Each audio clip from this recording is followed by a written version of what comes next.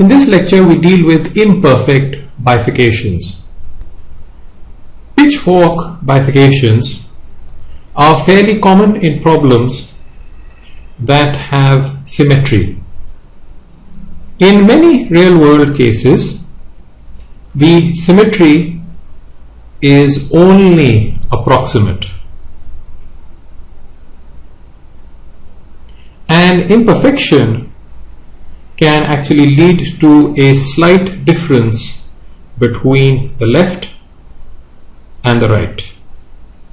We now go ahead and explore such imperfections. Consider x dot is equal to h plus rx minus x cubed.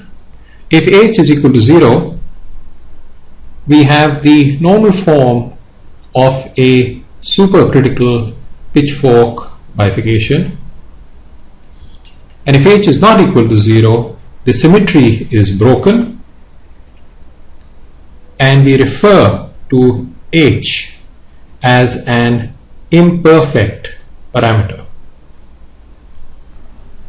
The equation is x dot is equal to h plus rx minus x cubed, and we have two independent parameters to worry about, h and r. So we keep r fixed and go ahead and vary h. The first step is to analyze the fixed points.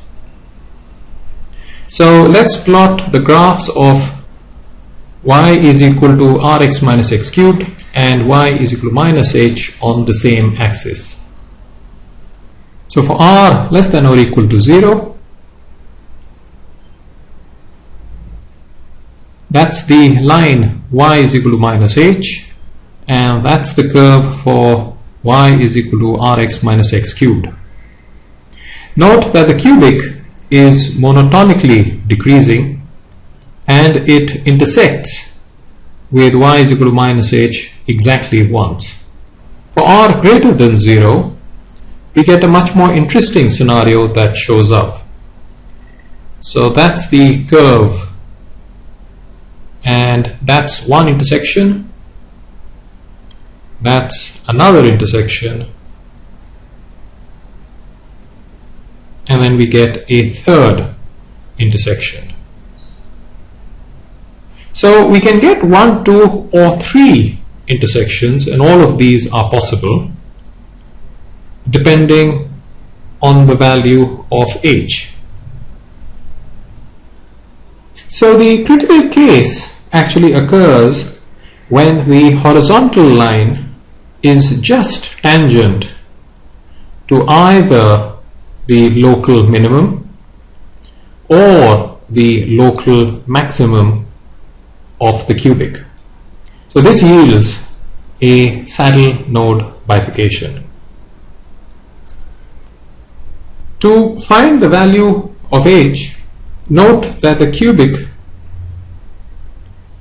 has a local maximum when ddx of rx minus x cubed, which is equal to r minus 3x squared, is equal to 0, and so x max is equal to the square root of r by 3, and the value of the cubic at the local minimum is r times x max minus x max cubed, which is equal to 2r by 3 times the square root of r by 3. So similarly, the value at the minimum is the negative of this quantity, and saddle node bifurcations occur when h is equal to plus minus h critical, which is a function of r, where h critical is equal to 2r by 3 times the square root of r by 3. So the equation x dot is equal to h plus rx minus x cubed has 3 fixed points for the absolute value of h less than h critical, and has 1 fixed point for the absolute value of h greater than h critical. Now let us plot the bifurcation curves h is equal to plus minus h critical in the RH plane. So that's h versus r.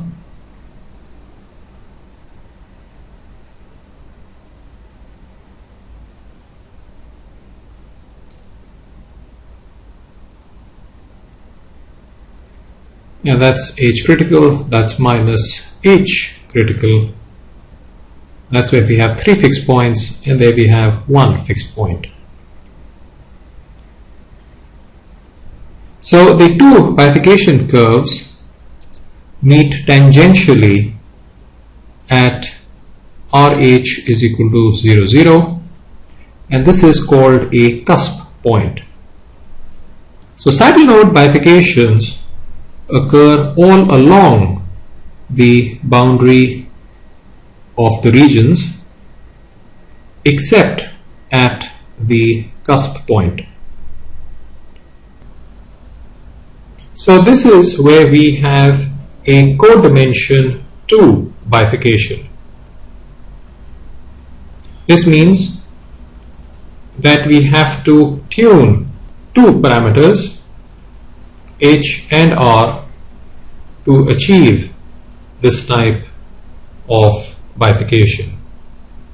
A bifurcation that is achieved by tuning a single parameter is a codimension 1 bifurcation.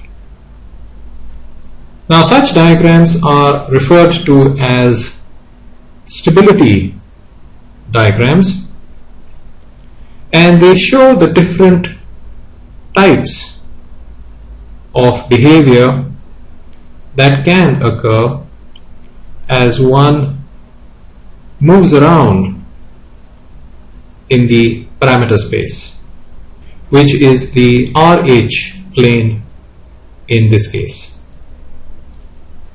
Let's plot the bifurcation diagram for x star versus r for fixed h. So consider the case h is equal to 0 and plotting x versus r. So when h is equal to 0, we have the familiar pitchfork bifurcation. When h is not equal to 0, then you get something a little more interesting.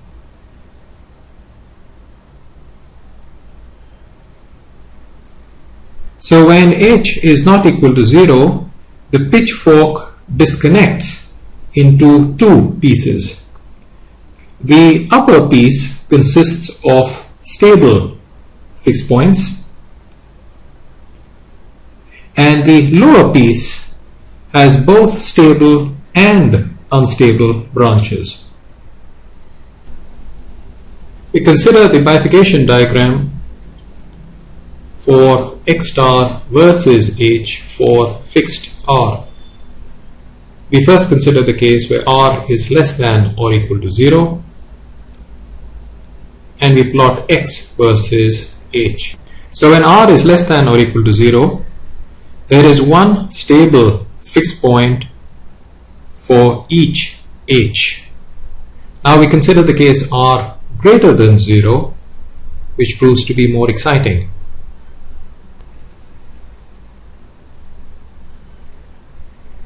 When r is greater than 0, there are three fixed points when the absolute value of h is less than h critical and 1 otherwise.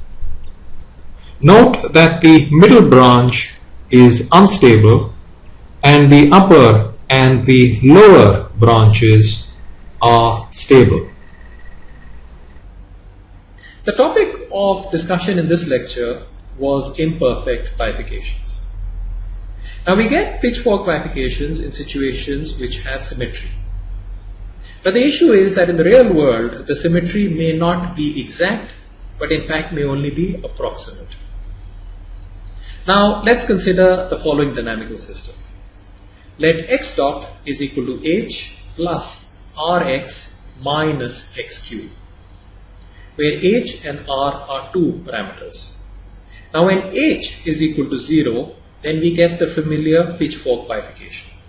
But h can also be non-zero, in which case we get an imperfection coming into the system, and so h is actually referred to as an imperfect parameter.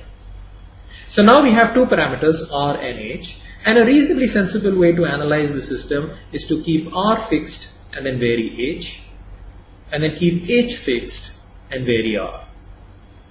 Additionally, what's also sensible is to plot the bifurcation curves in the RH plane itself.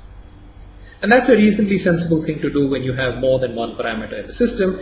And when you plot curves in the RH plane, these are sometimes referred to as stability charts or as stability diagrams.